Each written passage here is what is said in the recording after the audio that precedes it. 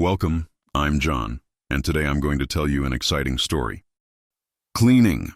Lady faints at work with baby in her arms, and millionaire takes unbelievable action. The wind sliced through Chicago like a blade, sharp and unforgiving. Grace Turner pulled her thin jacket tighter around her body, but it did little to stop the cold from seeping into her bones. It was 5:47 a.m. and the streets were still dark, the city barely awake. Her breath came out in white clouds as she hurried down West Adams Street, her sneakers scuffing against the icy pavement.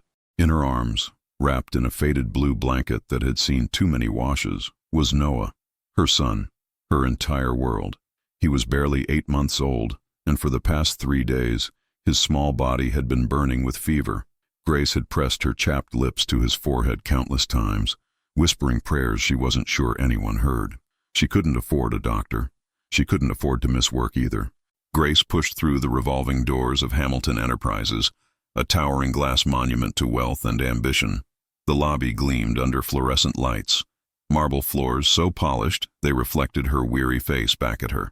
She moved quickly, keeping her head down, hoping to slip past the security desk unnoticed. "Morning, Grace," called out Ray, the night guard, a middle-aged man with kind eyes and a thermos of coffee always in hand. "Morning," she replied softly, forcing a smile. Noah stirred in her arms and she gently rocked him, praying he wouldn't cry. Not here. Not now. Ray glanced at the bundle in her arms but said nothing. He'd seen her bring Noah before, though it was against company policy. He looked away, pretending he hadn't noticed, and Grace silently thanked him with her eyes. She took the service elevator to the 3rd floor, where the supply closets and break rooms for the cleaning staff were tucked away, out of sight, out of mind. The hallway smelled of disinfectant and stale coffee. Grace unlocked the supply closet with her key card and slipped inside, closing the door behind her. The room was cramped, lined with shelves of cleaning products, mops, and industrial vacuums. In the corner, Grace had fashioned a makeshift bed inside a large plastic mop bucket. She'd lined it with towels and an old sweater, creating a small nest where Noah could sleep while she worked. She carefully laid him down, tucking the blanket around his tiny frame. His cheeks were flushed, his breathing shallow. Grace's heart clenched. She brushed a trembling hand across his forehead. "Still hot. Please, baby," she whispered. "Just a few more hours. Mama's gotta work." Noah's eyes fluttered open for a moment, unfocused and glassy. Then they closed again, and his breathing evened out. Grace exhaled, blinking back the tears that threatened to spill over. She couldn't fall apart. Not now. Grace grabbed her cart, loaded with sprays, rags, trash bags, and a vacuum, and pushed it into the hallway. Her shift started on the lower floors, but by 8 a.m. she'd need to be on the executive levels. That's where the real money worked. That's where Benjamin Carter, the CEO, had his office. She'd seen him once, from a distance. Tall, sharply dressed, moving through the building like he owned it, which, of course, he did. He'd walked past her without a glance, his phone pressed to his ear, his expression unreadable. To him, she was part of the furniture. Invisible. Grace didn't blame him. That's how the world worked. People like her, single mothers working minimum wage, living in church basements, surviving on hope and stubbornness, weren't supposed to be seen. But she was still here, still fighting. By 7:30 a.m., Grace's hands were raw from scrubbing, and her legs ached from kneeling on cold tile. She'd cleaned 4 bathrooms, emptied a dozen trash cans, and vacuumed 3 conference rooms. Her stomach growled, but she ignored it. She'd eaten a slice of bread for dinner last night and saved the rest for Noah. She checked her phone. No messages, no missed calls. Just the time, 8:02 a.m. Time to head upstairs. Grace returned to the supply closet to check on Noah. He was still asleep, his tiny chest rising and falling.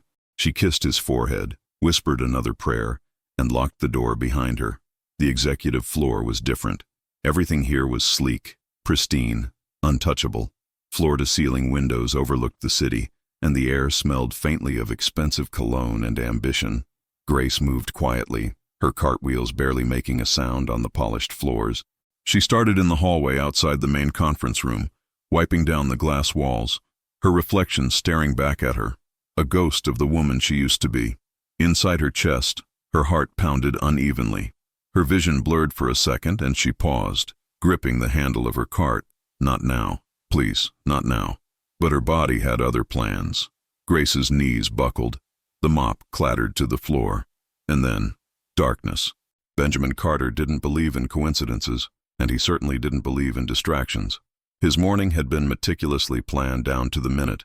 Review the quarterly reports at 7 a.m., conference call with the Tokyo office at 8, and by 9:30 he'd be seated at the head of the boardroom table, ready to close a deal worth $42 million.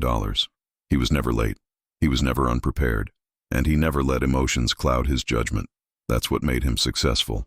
At 9:43 a.m., Benjamin stepped out of his office, adjusting his cufflinks as he walked toward the executive conference room.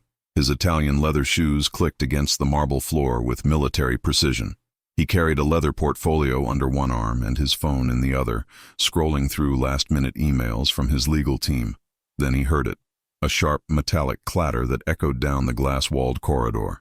He looked up. A woman lay crumpled on the floor just outside the conference room, her body motionless. A mop had fallen beside her, and a yellow cleaning cart stood abandoned nearby. But what made Benjamin's breath catch wasn't the woman. It was the sound that followed, a baby's cry. Sharp, desperate, terrified. Benjamin froze. For a moment, the entire floor seemed to stop. Assistants poked their heads out of offices. A junior executive paused mid-stride. Someone gasped, but no one moved. "Someone call security," a voice said from somewhere behind him. Benjamin's pulse quickened. He should walk away. He had investors waiting, a deal to close. This wasn't his problem. There were people trained to handle situations like this. But his feet carried him forward anyway. He knelt beside the woman, his expensive suit pressing against the cold floor. Up close, he could see how pale she was, her skin almost translucent. Dark circles framed her closed eyes. Her hands were red and raw, the kind of hands that had scrubbed too many floors, carried too many burdens. She looked young, mid-20s maybe, but exhaustion had aged her. The baby's cries grew louder, more frantic. Benjamin's eyes darted to the side and found him, a tiny infant, no more than a year old, lying in a faded blue blanket on the floor where he must have rolled when his mother fell. His face was red, his little fists flailing. Benjamin's chest tightened. "Someone get a doctor," he said, his voice sharp and commanding. "Now." 2 security guards arrived, radios crackling. One of them reached for the woman, but Benjamin held up a hand. "Carefully," he said, "and someone pick up the baby." One of the guards hesitated, clearly uncomfortable. Benjamin's jaw clenched. He stood, walked over to the infant and, after a brief, awkward pause, carefully scooped him up. The baby was lighter than he expected. Fragile. His cries softened slightly as Benjamin held him against his chest, though the child continued to whimper, his small body trembling.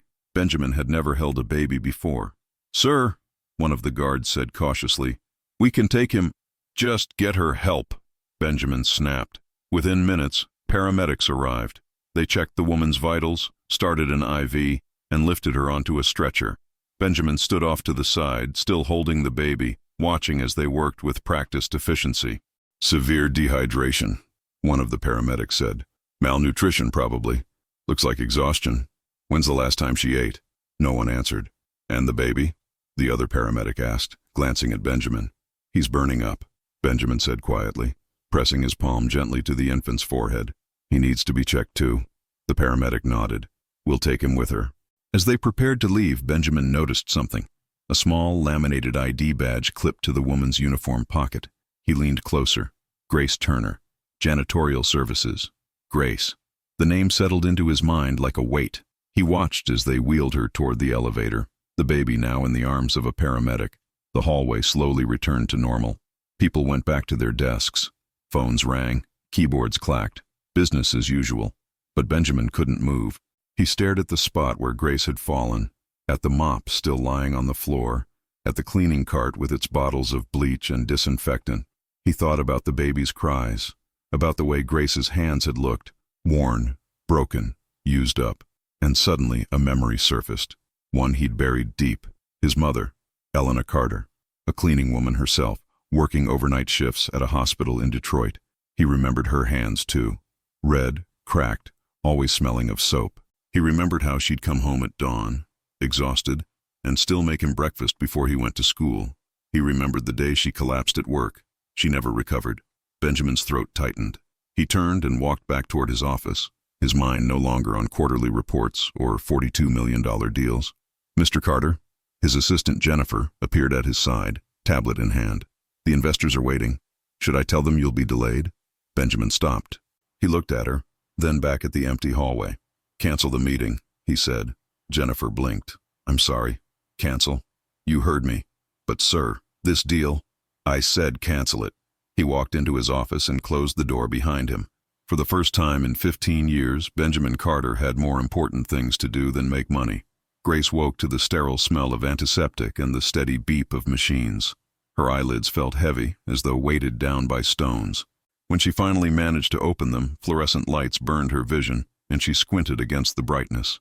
Where was she? Panic shot through her body like electricity. She tried to sit up, but her arms were weak, and something tugged at her hand. An IV line. She was in a hospital bed, wearing a thin gown, surrounded by pale blue curtains.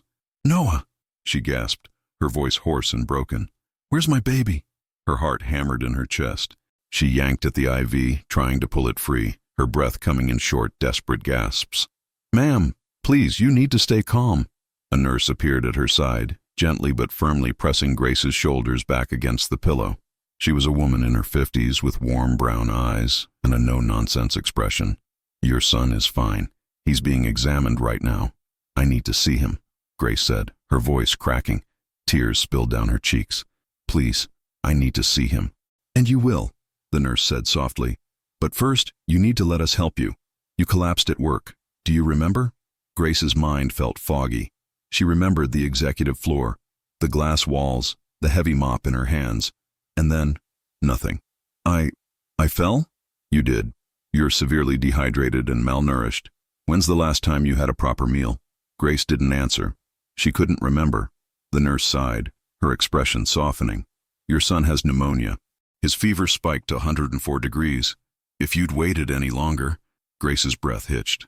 Is he going to be okay? He's getting antibiotics now. The doctors say he'll recover, but he needs to stay here for a few days. The nurse paused, studying Grace's face. And so do you. I can't afford this, Grace whispered, fresh tears streaming down her face. I don't have insurance. I can't. It's been taken care of. Grace blinked. What? Your medical bills? Your son's treatment? Someone already covered it. Grace stared at her, confused. That's not possible. I don't know anyone who... Apparently you made quite an impression on someone important. Before Grace could respond, the curtain slid open, and a man stepped inside. He was tall, dressed in a charcoal suit that probably cost more than 3 months of her rent. His dark hair was neatly combed, his expression unreadable. But his eyes, sharp, intelligent, guarded, studied her with an intensity that made her feel exposed. She recognized him immediately. Benjamin Carter. Grace's stomach dropped. Mr. Carter, she stammered, instinctively trying to smooth down her tangled hair. I'm so sorry. I didn't mean to cause a scene. I'll pay you back, I swear. I just need some time. Stop, he said quietly, raising a hand. His voice was firm but not unkind. You don't owe me anything. Grace stared at him, speechless. Benjamin glanced at the nurse, who nodded and quietly excused herself, leaving them alone. He pulled a chair closer to the bed and sat down, his posture formal, as though he were attending a business meeting. For a long moment, neither of them spoke. Why were you working with your baby? Benjamin finally asked. Grace looked down at her hands, shame burning in her chest. I didn't have a choice. Everyone has a choice. Not people like me, she said, her voice barely above a whisper. I can't afford daycare. The shelters won't take infants overnight, and if I miss another shift, I lose my job. So I hid him in the supply closet and prayed no one would notice. She looked up at him, her eyes red and raw. I wasn't trying to be irresponsible. I was trying to survive. Benjamin's jaw tightened. He looked away, his gaze drifting toward the window where the Chicago skyline stretched out in the distance. A city of opportunity, they called it, but not for everyone. How long have you been living like this? He asked. Grace hesitated. Since I left Noah's father, about 6 months. He was abusive?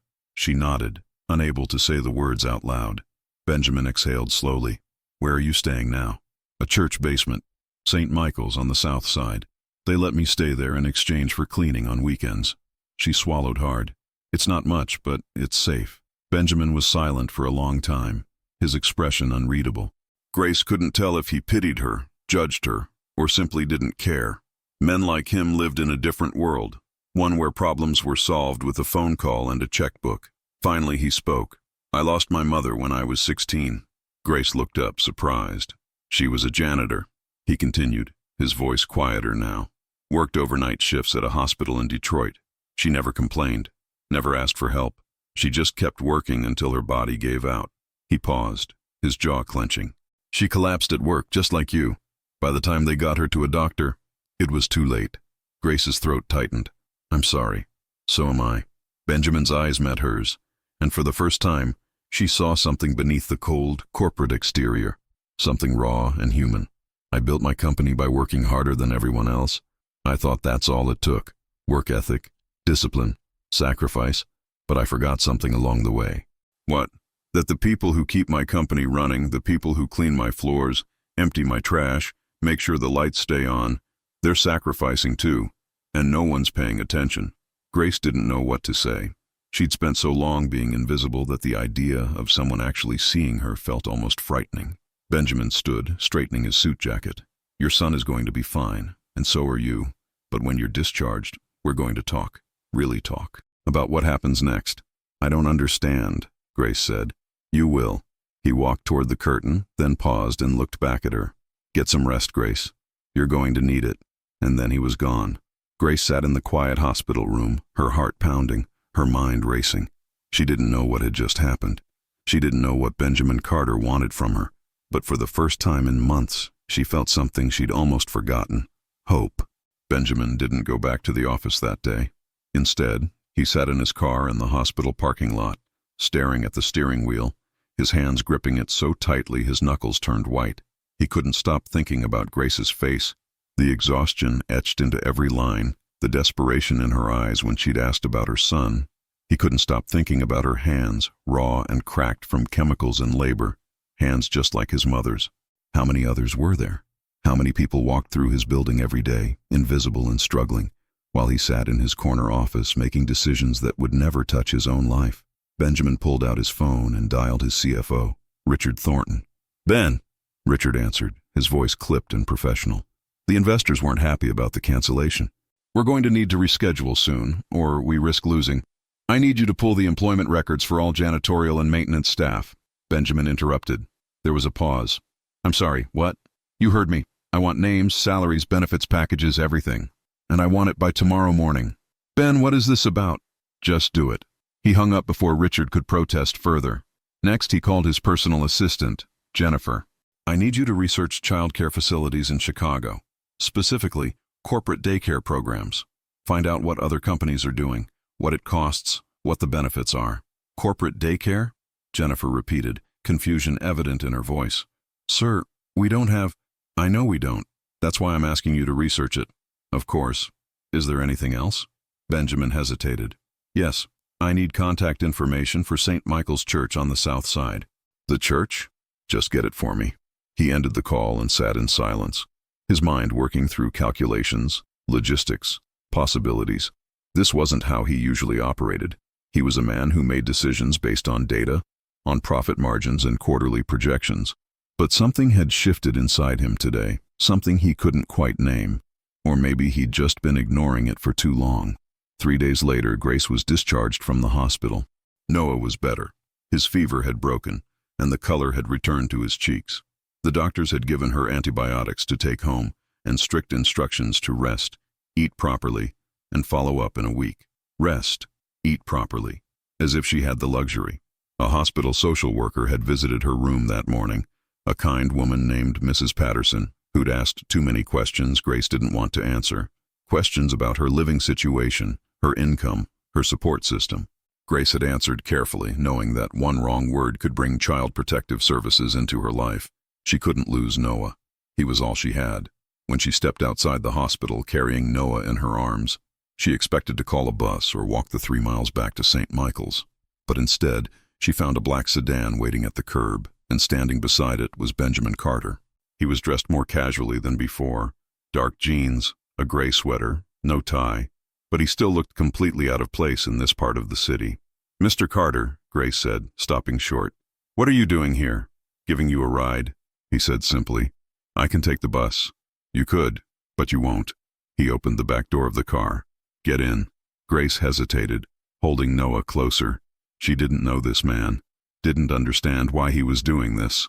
Rich people didn't just show up to help unless they wanted something in return. "I promise I'm not kidnapping you," Benjamin said, a hint of dry humor in his voice. "I just want to talk." Against her better judgment, Grace climbed into the car. The interior was warm, the leather seats soft and clean. Noah immediately relaxed in her arms, his eyes drifting closed. Benjamin got in beside her, and the driver pulled away from the curb. "Where are we going?" Grace asked. "St. Michael's, but we're taking the long way." Grace frowned but said nothing.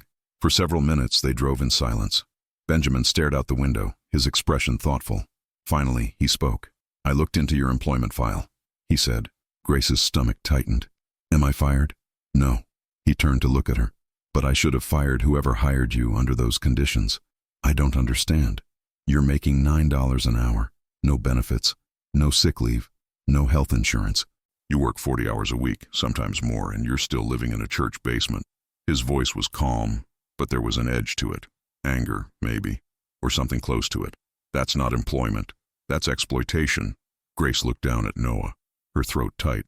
"It's all I could get. I don't have a degree. I don't have experience. And I have a baby. Nobody wants to hire someone like me." "Then the system is broken." "The system has always been broken," Grace said quietly. "You're just now noticing." Benjamin's jaw clenched. He looked away, and Grace immediately regretted her words. She couldn't afford to antagonize him, not when he held so much power over her life. "I'm sorry," she said quickly. "I didn't mean—" "Don't apologize." Benjamin's voice was firm. "You're right. I should have noticed sooner." He paused. "I want to offer you something." Grace's pulse quickened. "What kind of offer?" "A real job. Not cleaning floors. Something with a future. Training, benefits, a livable wage. And while you're training, I'll cover your expenses. Rent, food, childcare." Grace stared at him, certain she'd misheard. "Why would you do that?" "Because you shouldn't have to choose between taking care of your son and surviving." Benjamin met her eyes. "And because I can." "I don't want charity," Grace said, her pride flaring despite everything. "It's not charity. It's an opportunity. What you do with it is up to you." The car pulled up outside St. Michael's Church, a modest brick building with a weathered sign and bars on the windows. Grace looked at the place she'd called home for the past 6 months, the basement where she and Noah slept on a cot, where the heating barely worked, where she lay awake at night wondering how much longer she could keep going. She looked back at Benjamin, searching his face for some hidden motive, some catch. But all she saw was sincerity, and something else. Guilt, maybe, or regret. "What do you want from me?" she asked. "Nothing," Benjamin said. "I just want to do something right." Grace held Noah tighter, her mind spinning. This didn't make sense. People like Benjamin Carter didn't just swoop in and change people's lives. There had to be a reason, a price. But what if there wasn't?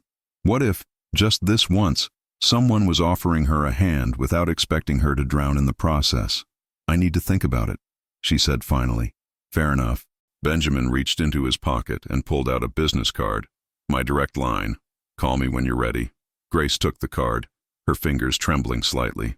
She climbed out of the car, Noah still sleeping peacefully in her arms, and watched as the sedan drove away. Inside the church basement, she sat on her cot and stared at the card for a long time. Benjamin Carter, CEO, Hamilton Enterprises, and beneath it, handwritten in pen, "You deserve better." Grace's eyes filled with tears. She didn't know if she believed him, but God, she wanted to. Grace didn't call Benjamin for 2 days. She kept his business card tucked inside her jacket pocket, her fingers brushing against it constantly. At night, lying on the thin cot in the church basement with Noah curled against her chest, she stared at the water-stained ceiling and tried to make sense of what had happened. Men like Benjamin Carter didn't just appear in people's lives and offer miracles. There had to be a catch. There always was. On the 3rd day, Grace made the call. "Benjamin Carter," he answered, his voice crisp and professional. Grace almost hung up. "Mr. Carter, it's Grace Turner." There was a pause, and when he spoke again, his tone had softened. "Grace, I was hoping you'd call.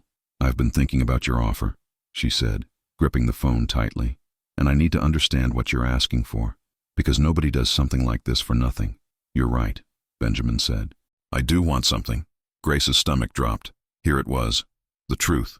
"I want you to succeed," he continued. "I want to prove that the system I've been part of can be fixed, and I want to be able to look at myself in the mirror again. Grace was silent, processing his words. "What do you want to do?" Benjamin asked. The question caught her off guard. Nobody had ever asked her that before. "I want to be a nurse," she said quietly. "I took some pre-nursing classes at community college before Noah was born, but I couldn't finish. Then that's what we'll do. I'll enroll you in a nursing program, full tuition. You'll work part-time in our HR department while you study. $15 an hour to start, with benefits, and we'll cover childcare." Grace's breath caught. "Why me? There are thousands of people who need help. Why did you pick me?" Benjamin was quiet for a long moment. "Because I saw you. And once you see someone, you can't unsee them." 1 week later, Grace walked through the front doors of Hamilton Enterprises wearing a donated blazer from the church's clothing drive. Noah was at Little Stars Child Care Center, 2 blocks away. She'd left him there an hour ago, her heart breaking as he'd reached for her.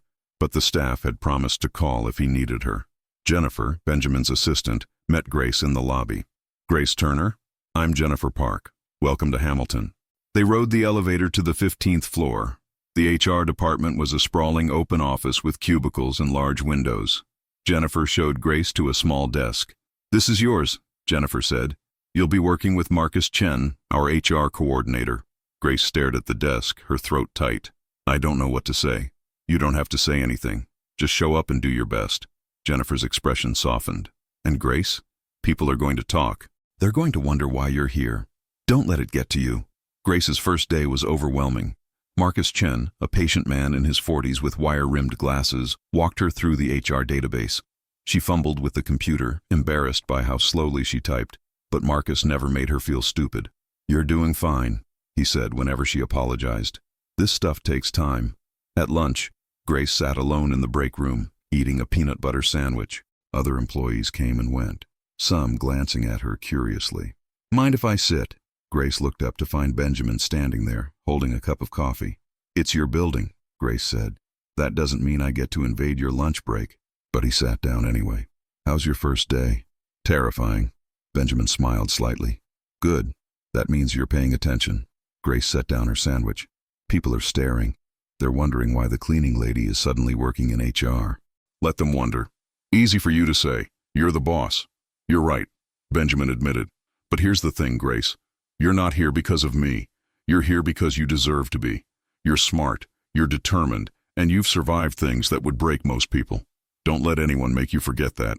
Grace studied his face, searching for insincerity, but all she saw was conviction.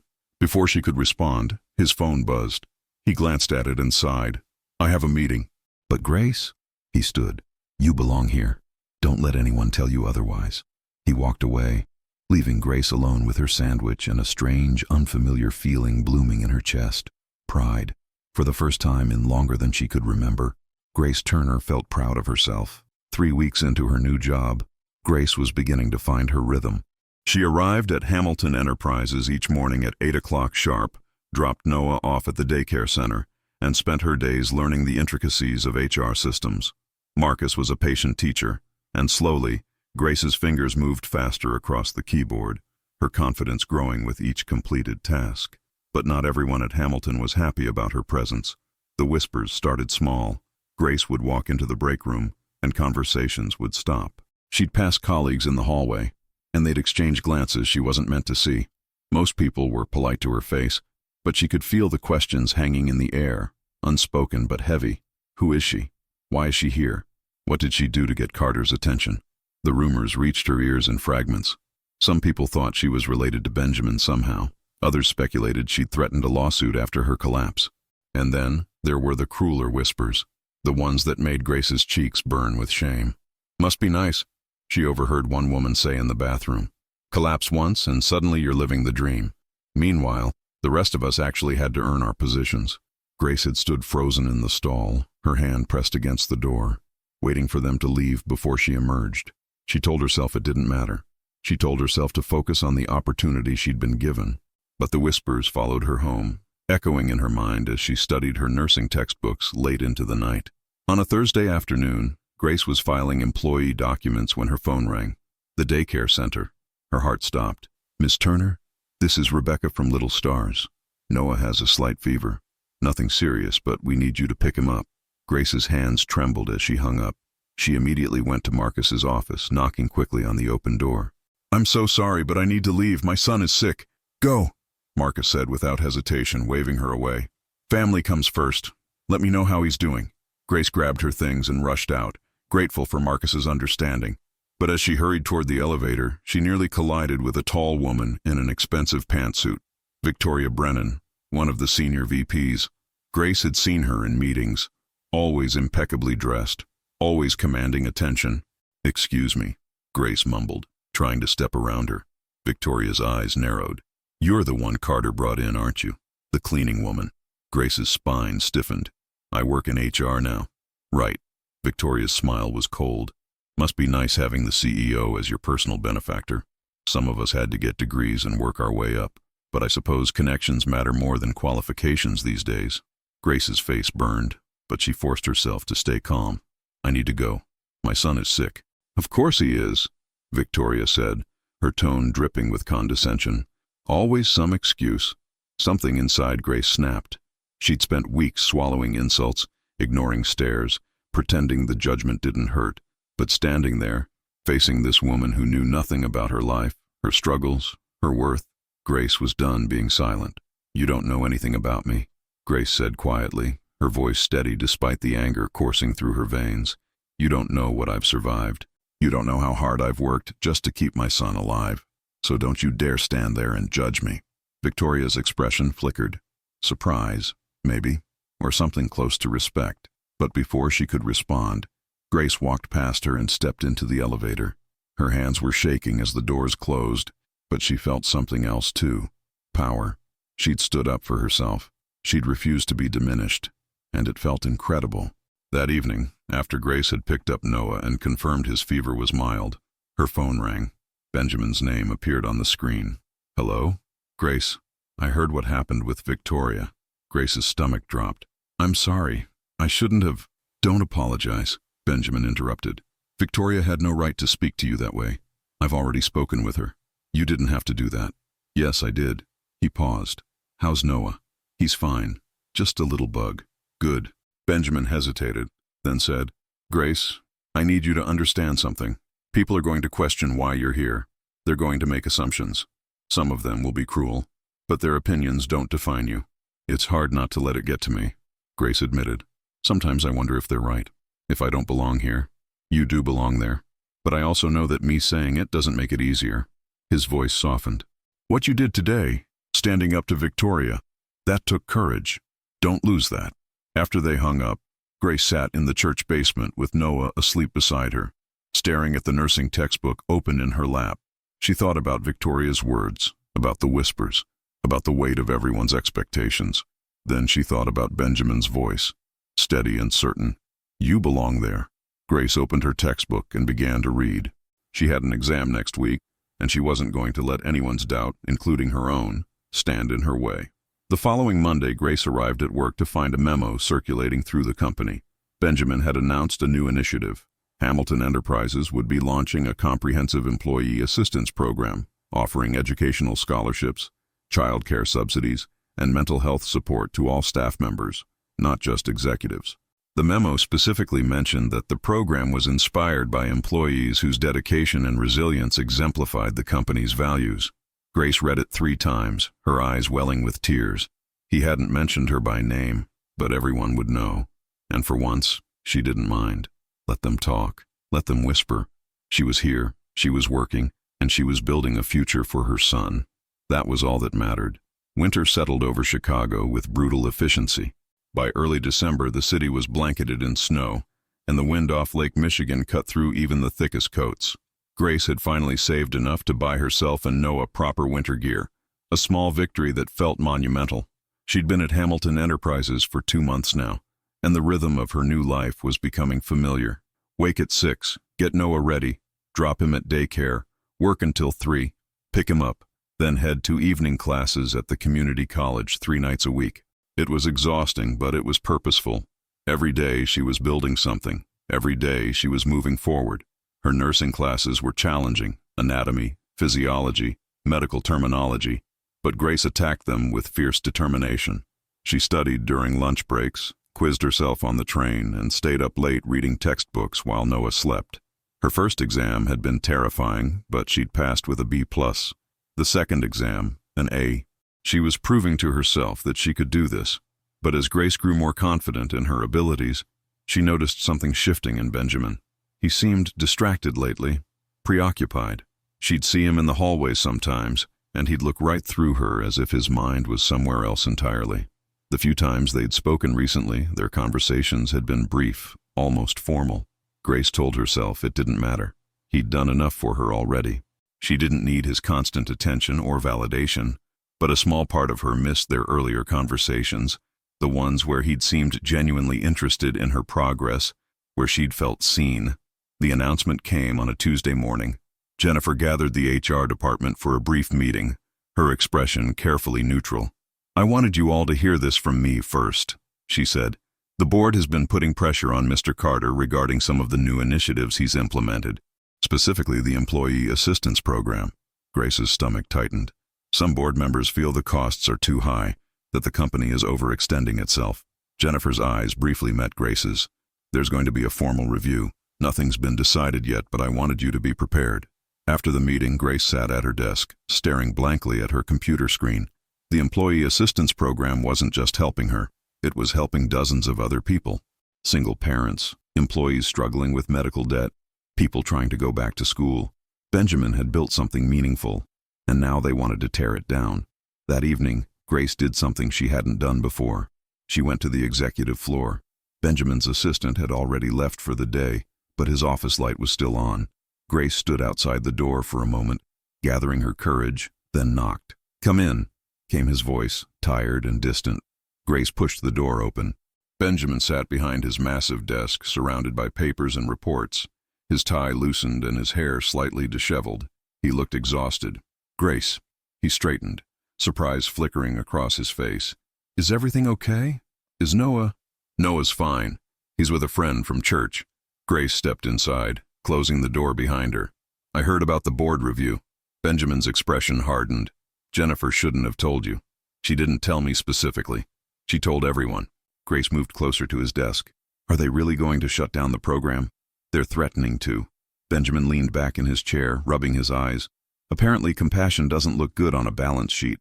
What are you going to do? Fight them? But I don't know if it'll be enough." He looked at her, and Grace saw something she hadn't seen before in Benjamin Carter's eyes. Doubt. "Some of the board members are calling for my resignation.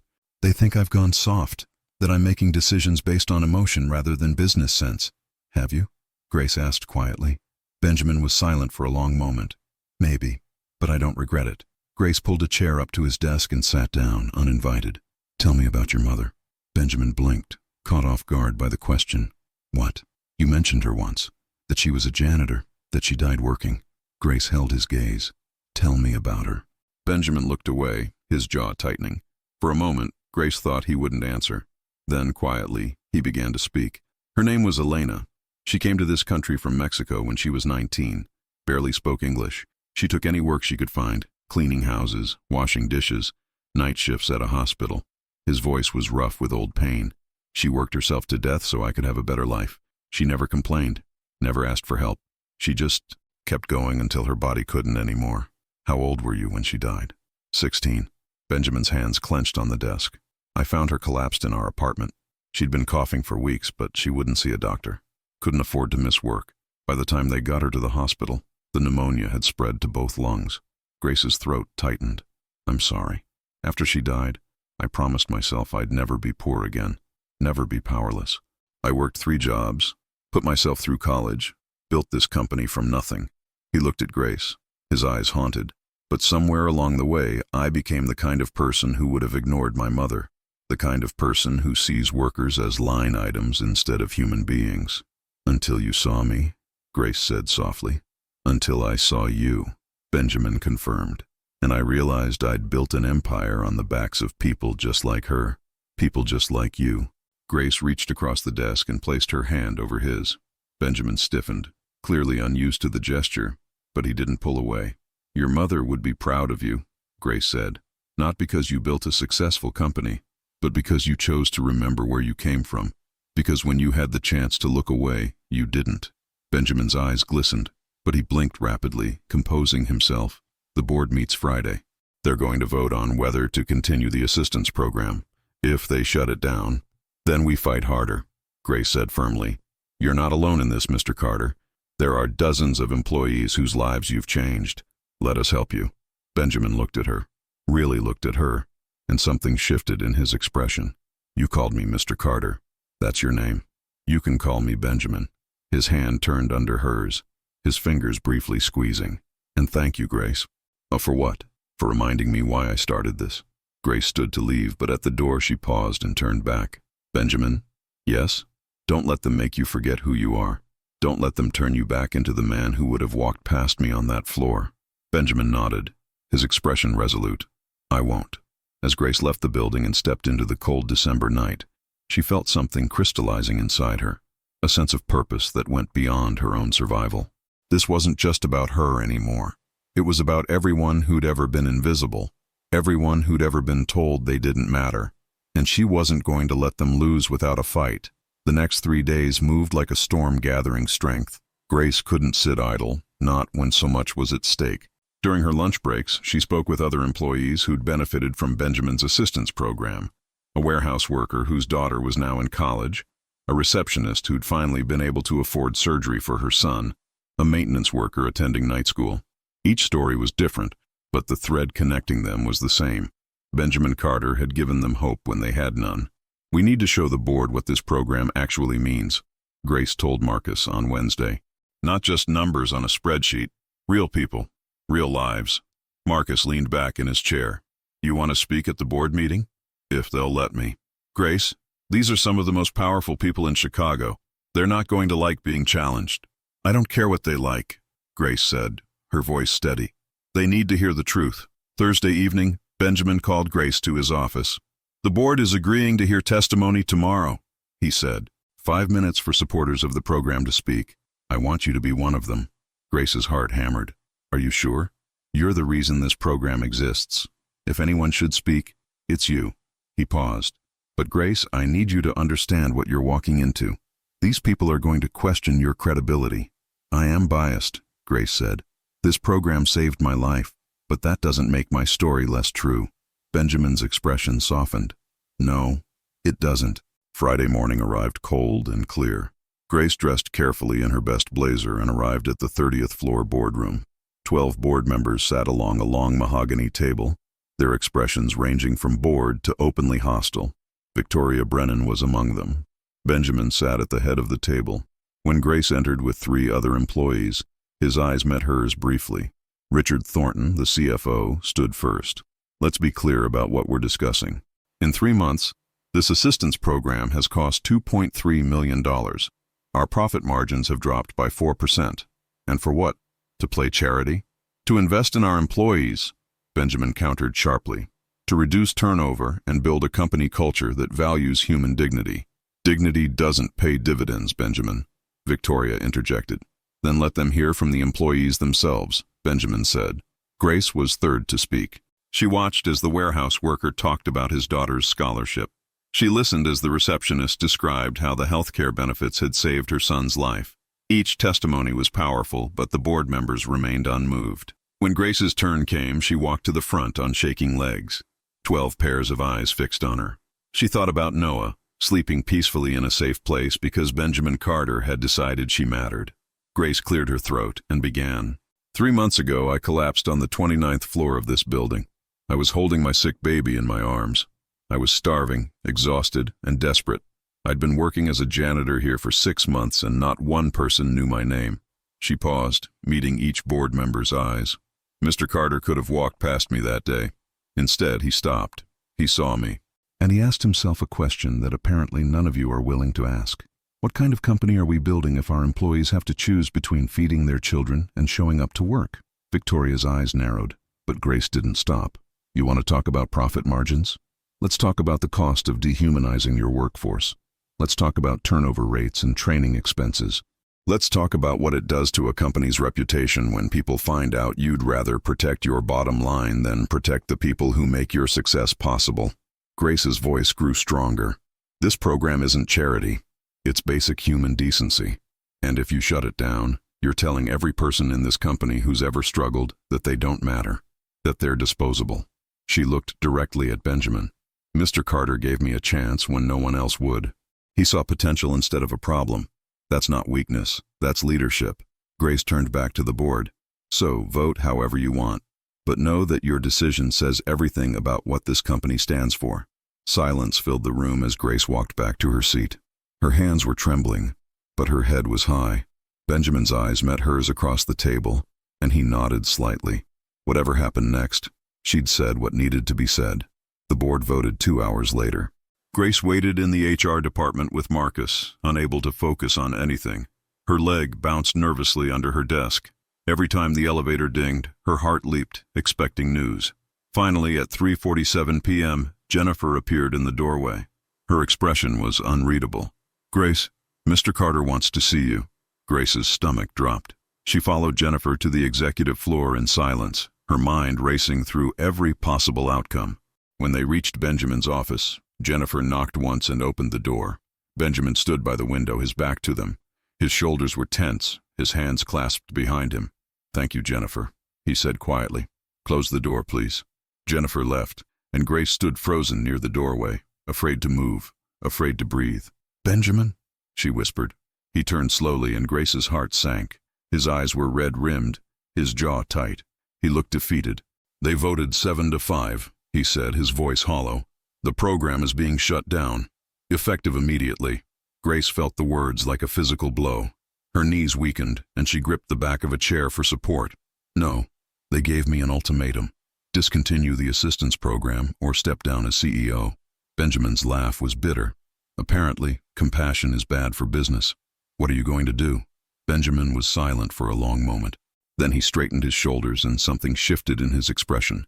A hardness, a resolve Grace hadn't seen before. "I'm stepping down." Grace's eyes widened. "What?" "I built this company from nothing," Benjamin said, his voice growing stronger. "I poured everything I had into it. But somewhere along the way, I forgot why I started. I forgot what my mother sacrificed so I could be here."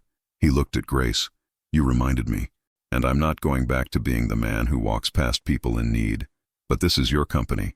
You can't just—" "I can. And I am." Benjamin moved to his desk and pulled out a folder. "I've already spoken with my lawyers. I'm liquidating my majority shares and using the money to start a foundation. One dedicated to supporting working families, educational scholarships, child care assistance, healthcare access, job training. Everything the board just voted against." Grace stared at him, speechless. "It won't be immediate," Benjamin continued.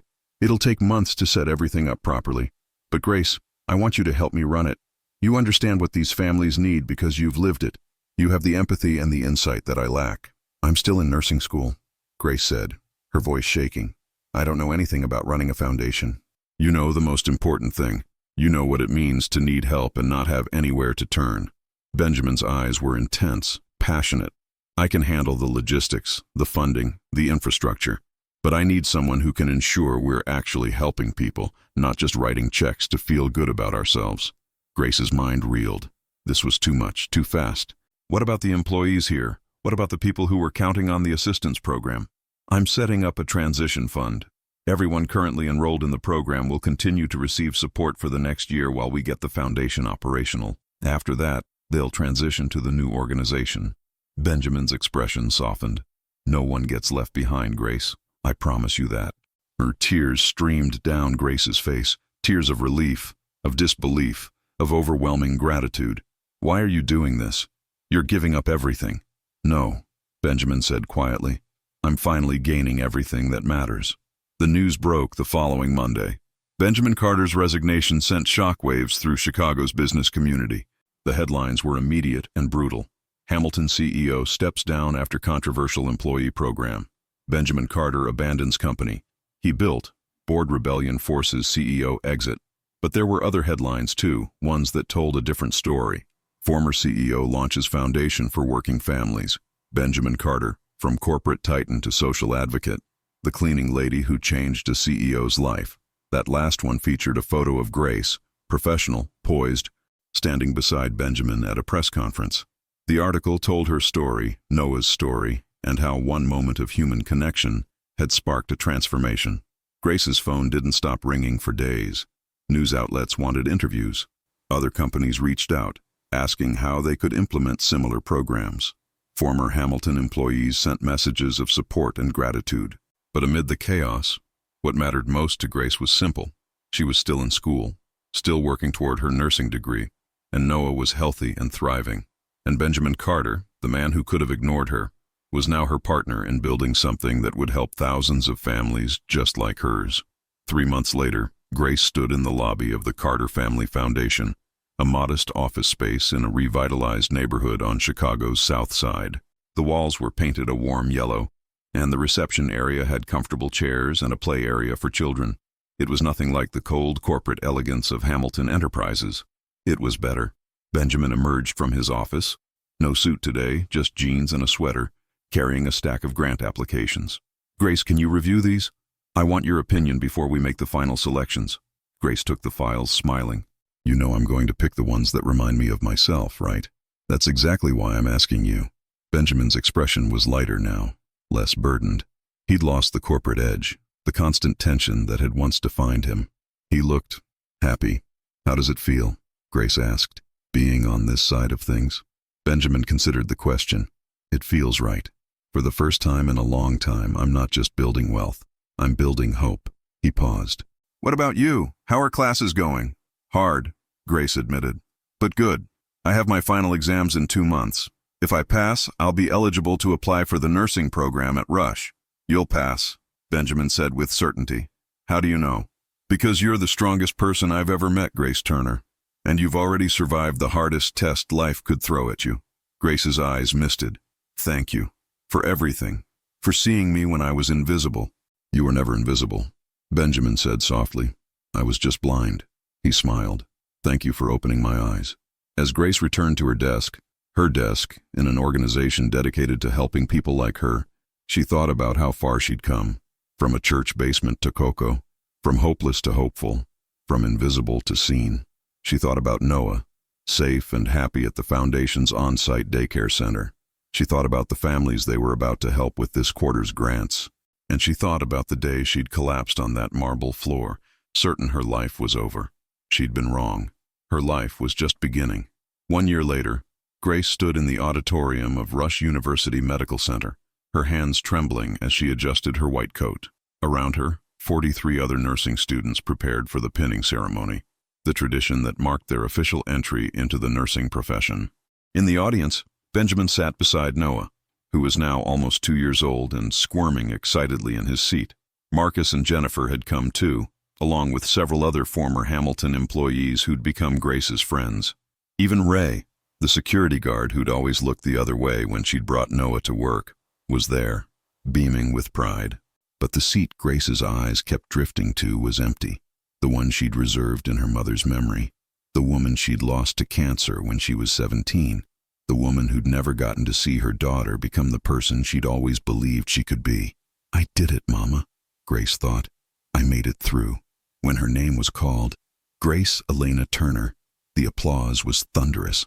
Grace walked across the stage, accepted her pin, and looked out at the faces of the people who'd helped her reach this moment.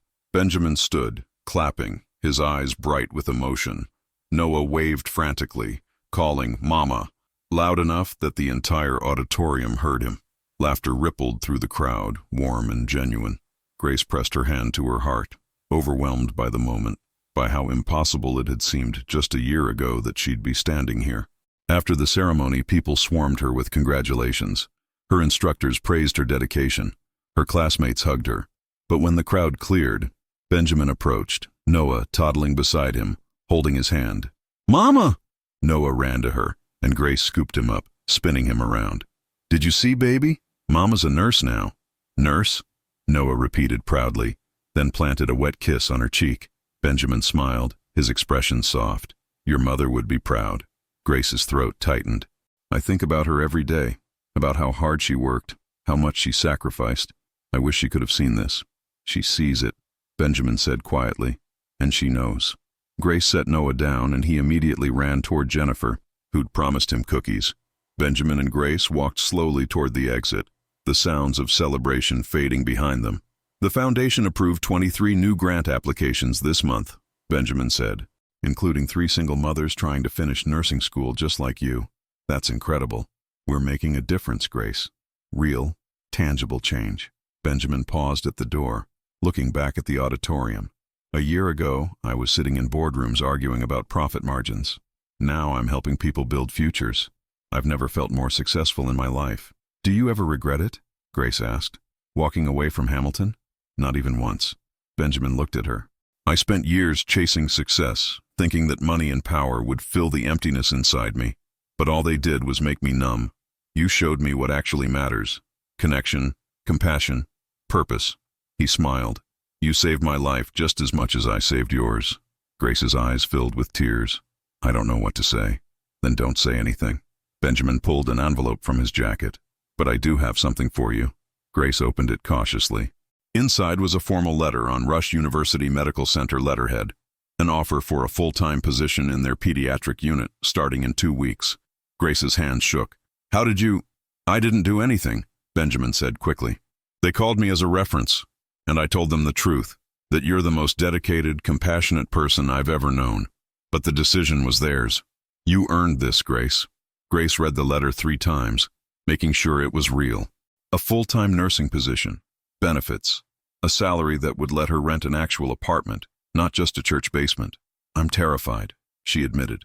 Good, Benjamin said. That means you care. That means you're going to be great at it. 6 months later, Grace sat in her small but comfortable apartment on the north side, watching Noah play with his toy trucks on the living room floor. The space wasn't luxurious, just a 1-bedroom with a tiny kitchen. But it was hers. Clean, safe, warm. The walls were decorated with photos. Grace in her nursing uniform on her first day of work. Noah at his 2nd birthday party. Grace and Benjamin at the foundation's 1st anniversary celebration, both of them grinning. Her phone buzzed. A text from Benjamin. Board meeting at the foundation tomorrow at 10. We're discussing the expansion into Milwaukee. Don't be late. Grace smiled. She still volunteered with the foundation on weekends, helping review applications and mentor other families. It kept her grounded, reminded her where she'd come from. Another text came through, this one from Marcus. Coffee next week? Want to hear about your first code blue?